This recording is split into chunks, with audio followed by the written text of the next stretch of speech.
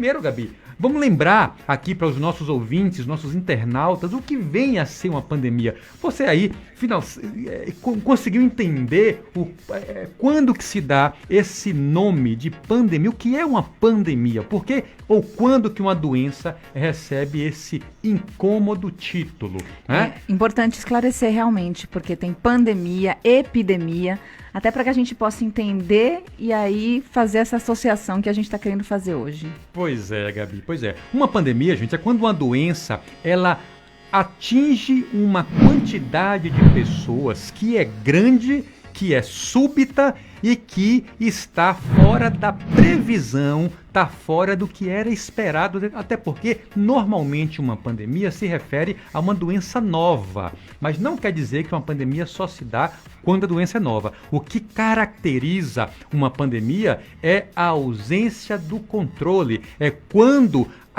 os recursos de saúde, eles são seriamente ameaçados e até eles são esgotados frente ao enorme e súbito aumento de demanda. E isso é uma coisa muito séria. Normalmente, as doenças que são classificadas, que são chamadas de pandemia, são as doenças infecciosas, como aconteceu com a tuberculose, como aconteceu com a gripe aviária, com a gripe espanhola, como aconteceu com a varíola, como aconteceu com a AIDS, várias doenças ao longo da história foram caracterizadas como pandemia, justamente porque foram situações em que o número de gente ao redor do mundo foi tão grande que não se sabia aonde isso ia parar. E é muito desconfortável, é muito assustador.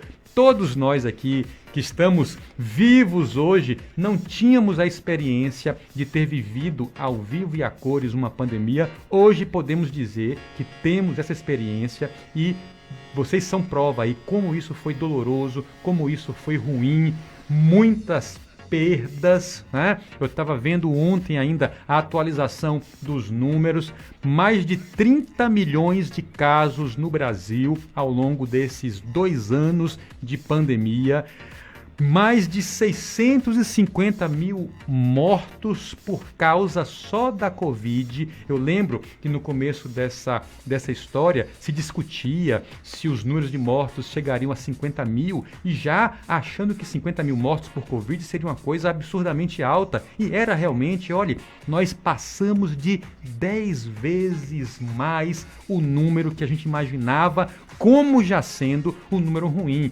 Então, foi sim uma tragédia, foi sim uma catástrofe e nós esperamos realmente que a humanidade, que nós estejamos saindo desse período duro e sofrido, com muitas perdas familiares, de amigos, de pessoas conhecidas, que nós consigamos sair desse período com um aprendizado no que diz respeito à nossa saúde.